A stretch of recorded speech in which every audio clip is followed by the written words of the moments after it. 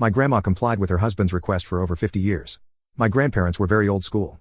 Grandpa got a job working for John Deere as a teen and worked his way up the ladder to foreman, then manager.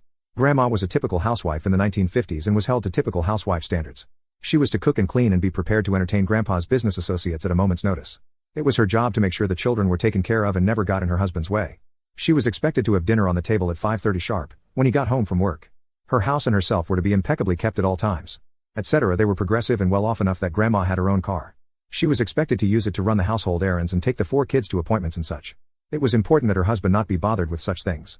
The household and family were her responsibility. He had a job. Well, one day, Grandpa arrived home from work and not only was dinner not on the table, but Grandma wasn't even there. The kids hadn't been fed. Their homework was still on the kitchen table, there were unwashed dishes in the sink, and a dozen other little chores hadn't been done yet. Most importantly, Grandpa was inconvenienced. He'd been home just long enough to let his frustration stew into anger when Grandma's car pulled into the drive.